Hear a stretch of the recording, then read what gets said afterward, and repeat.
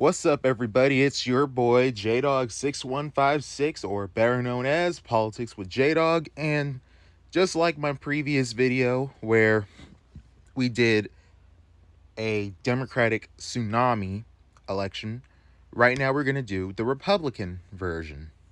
Now, again, just like I stated in the Democratic one video, this isn't necessarily a presidential prediction. This is just to show like how much power each party has in either state. Also, we're not doing any candidates here because, like, in this scenario, it would be like the best Republican, better than Trump, better than DeSantis, better than anyone who can unite the Republican Party against the worst Democrat, worser than like AOC or Ilhan Omar. Basically, the Democrats that are like the weakest of the weak of the weak. So, with that being said, let's get on to it. So, like we always do in these videos, we're going to start from the west going to the east. And first, we're going to start with Alaska. Alaska will be solid. Remember, it voted for Trump by 11.4 or 7, I think. And if the election would have like shifted at least 5 points or 4 points in Trump's direction, then Alaska would have been solid. Alaska is also a locked Republican state, despite it narrowing up in the past few years. So just keep that in mind. Hawaii is going to be solid. It votes for Democrats by high enough margins to the point where even if Republicans max out to the point of breaking the state, it still wouldn't be enough. Washington would be likely, mostly because like maybe the rural areas could like overpower the Seattle suburban areas, causing the state to go likely. But it will go likely by at least like I say by at least like 14, 15 points. So yeah, it would go likely. Oregon would be likely as well. Now, many people would think, oh, Oregon would be lean. Well, not exactly, because the thing about some of these states, when you're seeing how much power each party has, is that you also got to look at places where each party has maxed out and each party where they have room to grow. Republicans have like somewhat room to grow in Oregon to the point where it can make it the most competitive along with the 3 states that border the Pacific, or 5 states if you want to include Alaska and Hawaii. But it's just that Oregon, I think most of its rural areas are maxed out. In order for Oregon to at least drop down the lean, places like Portland and Salem would have to like trend right by like a huge margin, which is, I don't think that's gonna happen. But anyway, Oregon goes likely by at least 13 points. California is going to remain solid. Pretty much like any Republican that does try to run there, at least as of this video's making, really doesn't have no chance. Like during the California recall, I seen Newsom winning, but by like by a narrow margin than what he won by in real life. I had Newsom winning by at least like 56%, and then he won by over 60%. So, yeah, there's that.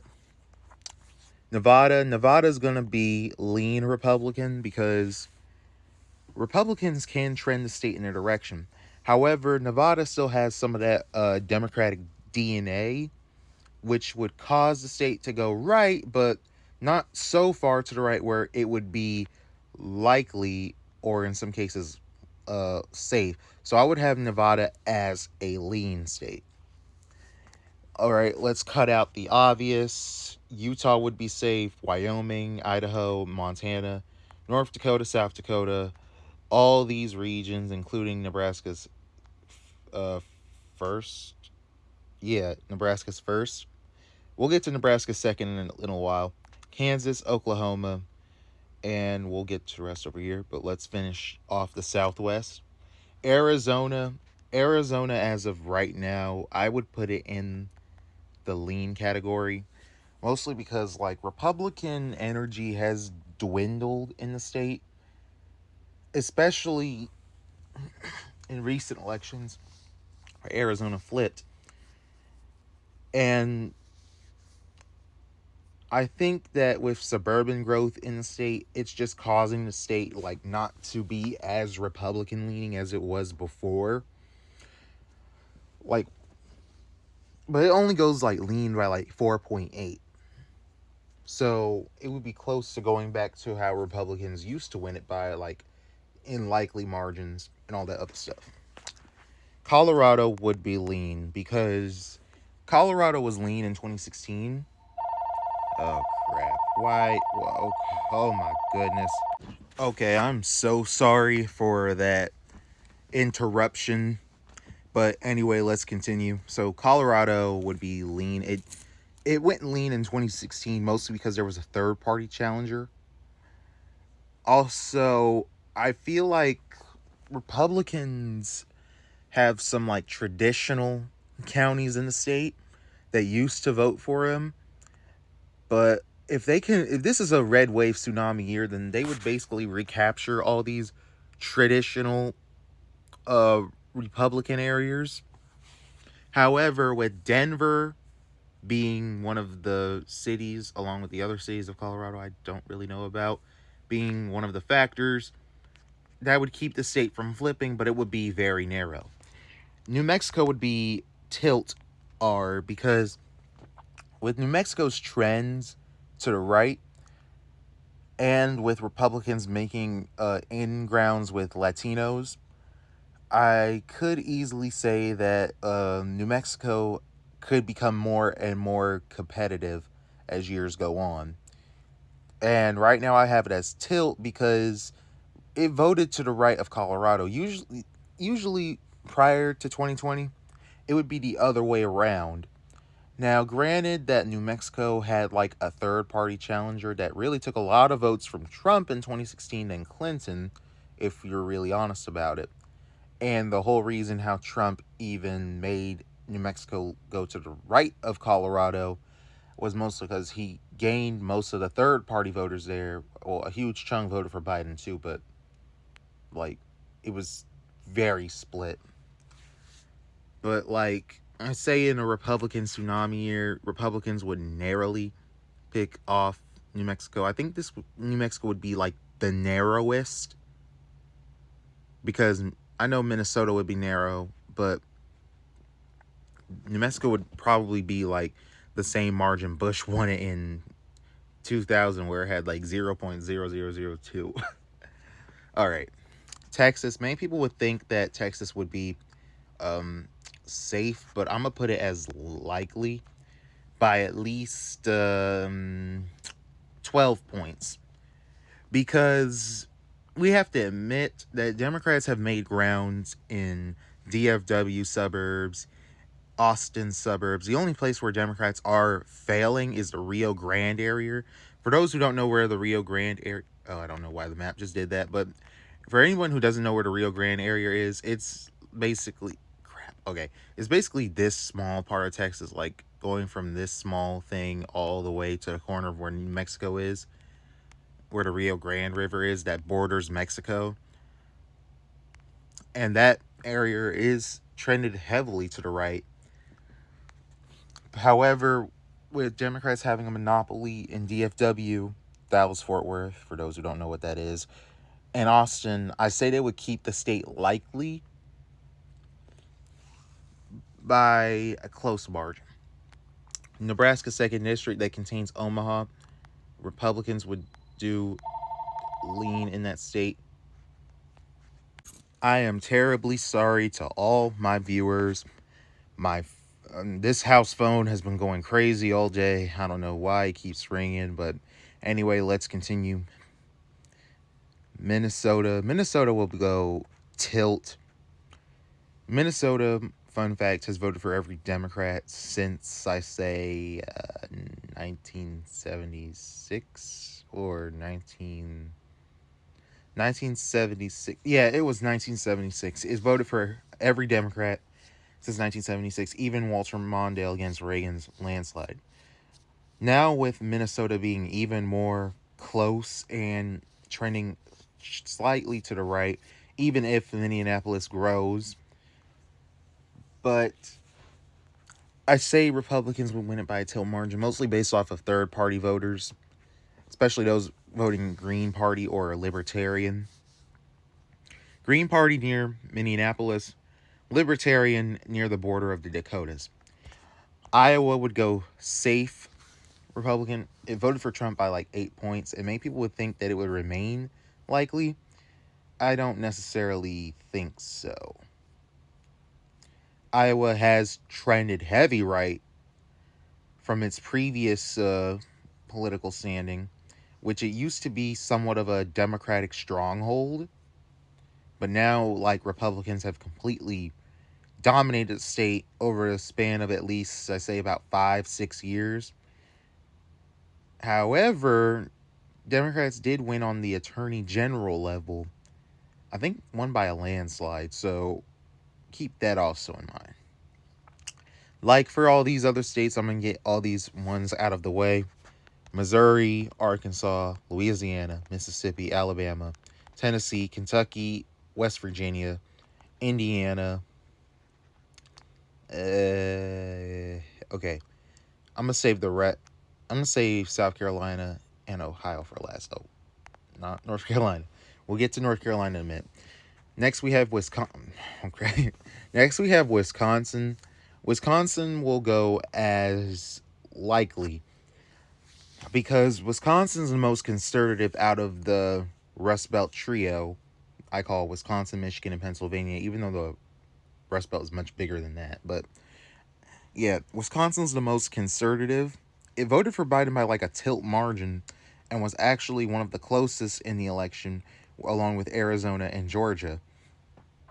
Wisconsin is trending right, along with the other Rust Belt states. And that's something that really shouldn't be ignored.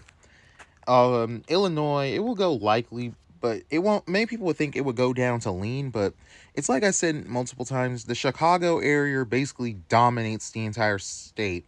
Like if you was to carve out Chicago, the Illinois would be a red state, and that's what it's like for some of these states as well. Many of these states have like huge cities that keep them from flipping to the Republicans. The only state that is the exception, though, is New York, because when doing the county redraw map, I took out New York's like biggest cities, and it still was blue, mostly because of the blue suburban areas. So New York is the only exception where basically the entire, well, at least most of the entire state, and not just one region of it, keeps the state blue or red. Okay, so next we have Michigan. Michigan would probably be the closest out of this Rust Belt trio, but I have it going to Republicans by a lean margin. Democrats still have like a huge monopoly in the state. Like in one of my election predictions last year, I had, but this is before Kamala Harris approval rating dropped, but I had her winning Michigan by at least like a lean margin, and then it dropped to a tilt margin and toss up, and you know now it's like red now. But yeah, Democrats still have a lot of room to grow in the state. Ohio's a tricky one, but I will put it as this is a red tsunami election year, so yeah, Ohio would be safe. It would be like very narrow as a safe state. Like it would be around like 15.1 because Democrats, believe it or not, still have like at least one more time to make the state blue before it completely trends to the right heavily. Because like I say that if Democrats run their best candidate and everything goes right, let's say there's no inflation, no rising gas prices, then they could have won the state. Like Iowa, I mean, Ohio has much of a chance to flip than Iowa at this point. But with this being a red wave tsunami year, um, yeah, let's keep that in mind. Pennsylvania will go as lean. Same with Michigan. However, it's going to be slightly more to the right. Pennsylvania is kind of in the middle when it comes to both of these. I say that if Republicans do well in Western Pennsylvania, well, they're already doing well there. and along the suburban areas outside of Pittsburgh and Philadelphia, and that one county that contains Allentown, then they would instantly win the state. I mean, it was those places that shifted to Trump's favor that Trump won the state. So just keep that in mind. Um, we're gonna finish off the South.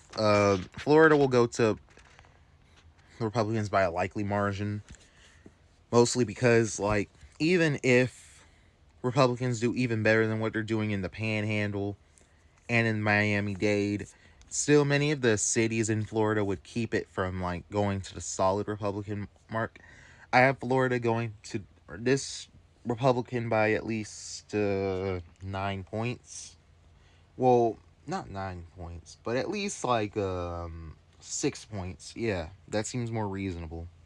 Georgia is going to lean because Democrats have made huge gains in the state, along with the Atlanta metro area. So the Atlanta metro area could keep the state from going back to where it was before as a lean state. But anyway, moving on. South Carolina, solid, because it voted for around the same margin as Alaska. So if this was a red wave tsunami year, if Alaska would be safe, then South Carolina would be safe too, because both the states, as of recently, voted around the same path. So yeah, just keep that. North Carolina would be likely as well. North Carolina, despite it only voting for Trump by 1.2, where both candidates didn't even get over 50% of the vote, I say that if Republicans especially do well in the northeast corner that shifted to the right, and they start picking off the counties that are around Fayetteville, Cumberland County, including where my county is, then they would instantly have the state locked up for them. Next, we have Virginia. Virginia will be probably the closest out of the tilt states for this one, but I have Virginia going to this Republican by a tilt margin, mostly because we saw how Glenn Youngkin won it.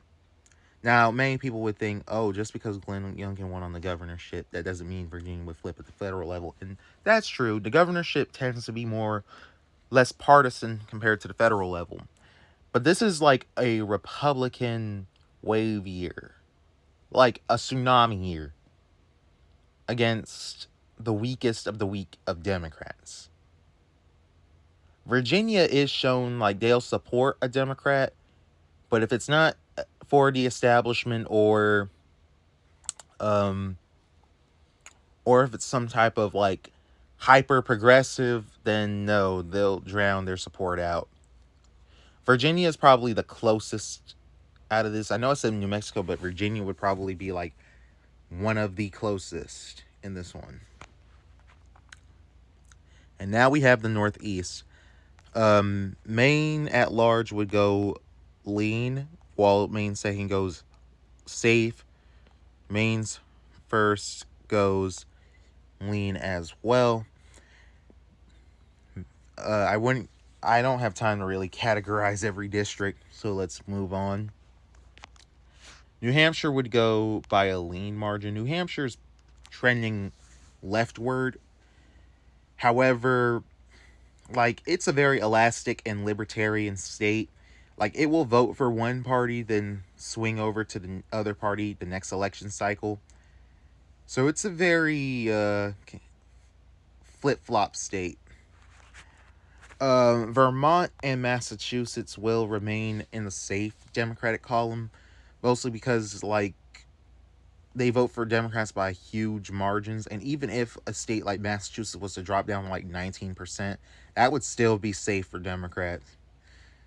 New York, surprise here, would go likely. Republicans can have room to grow in the New York suburbs, and if they play their cards right, they could make the state go likely by at least 14 points. However, like Illinois, New York City would pretty much keep the state from flipping. Connecticut, New Jersey, and Delaware and Rhode Island would all be likely, mostly because, well, they all went likely in 2016 except for Rhode Island. And I thought to myself to make at least New Jersey lean, but that would be kind of a stretch. Also, I'm taking partisanship somewhat into this fold. Maryland and DC will remain safe. Baltimore and Annapolis and DC itself, they both vote heavily for Democrats. And here is the final map. We have Republicans at 347, a pretty huge margin for a Republican in modern times, and a Democrat having 191. Just so you know, this isn't an election prediction. This isn't. It's just like a hypothetical scenario where each party does their best. And for those who don't know, I have a Democratic version. Just scroll through my videos and you'll eventually find it. But anyway, this is Politics with J-Dog, signing out.